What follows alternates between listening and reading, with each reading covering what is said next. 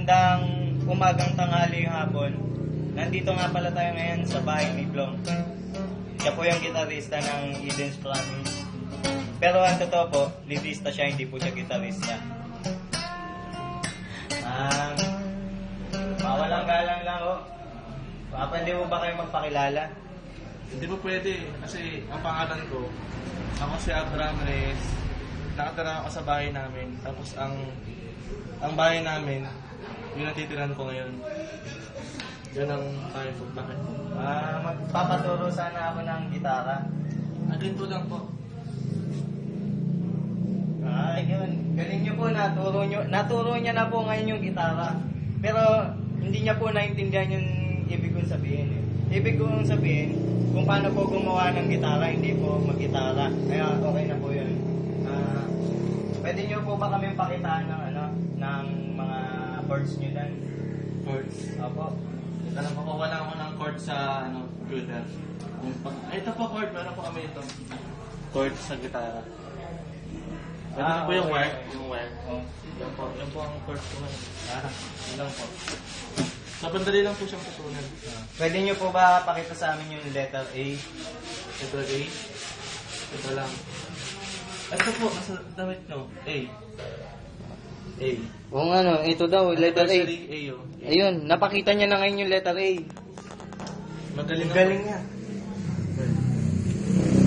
Ano pong katanungan? Sige. Paano po ba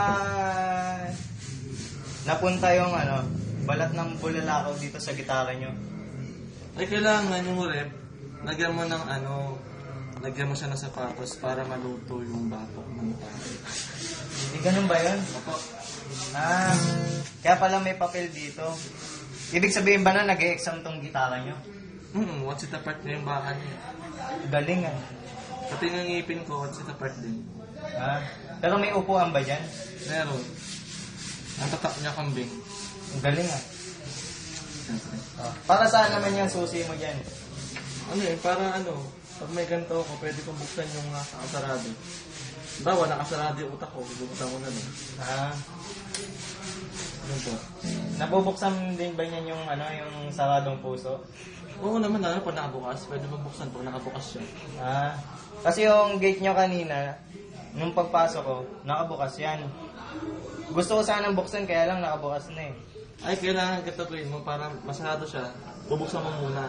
Parang sa cellphone, para magamit mo siya na maayos, off mo muna bago mo i-on.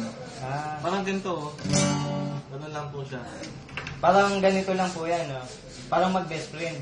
Best friend. Tayo kasi mag-best friend tayo, di ba? Ikaw, open ka sa akin, ako open sa'yo. Kaya nangyari, close tayo. Close tayo. Close open Ayos. tayo. Ayos yun, kasi sira tayo. Pwede ka po bang magpamalas ng swerte ngayon?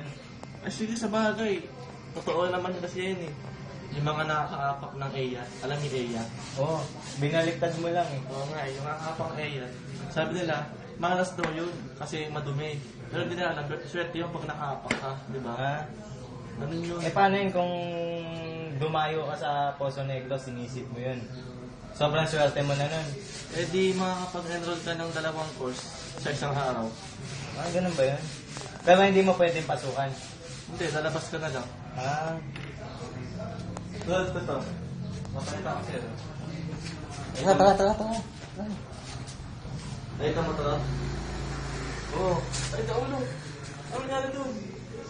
Ang galing. Kulay blue. Makikita niyo po, kulay blue. Kulay blue siya. Kung ano. Ibig sabihin nun, magaling siya mag-blues sa gitara. Blues, parang ganito. Parang ganun yung blues niya. Blues sa gitara, blues. Mas magaling yan. Hindi naman blue to eh. Oo. String to eh. Oo nga eh. Kasi kahit walang blue, dumidikit. Di Oo, ba alam oo. niyo yun yung blue? Yung blue. Nakakarinig yun na ba? Tama, yung blue. Kaya lang, meron po akong kaibigan. Sige. May tanong pa rin ako. Ano po? Nakikita niyo po ba yung mama doon? Magaling ba mag-blues yun? Naka-blue kasi. Oo nga, no?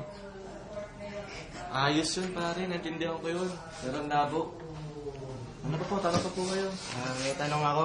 Kasi meron pa po akong gig dyan. 5 gig magkakasunod. Bawat oras kailangan naka 5 gig ka. Ha? Hindi ka na ba nagigigil nun? Hindi kasi, minsan nagigigil ako kasi puro gig. Gigil eh. Oh. Ano pa ba?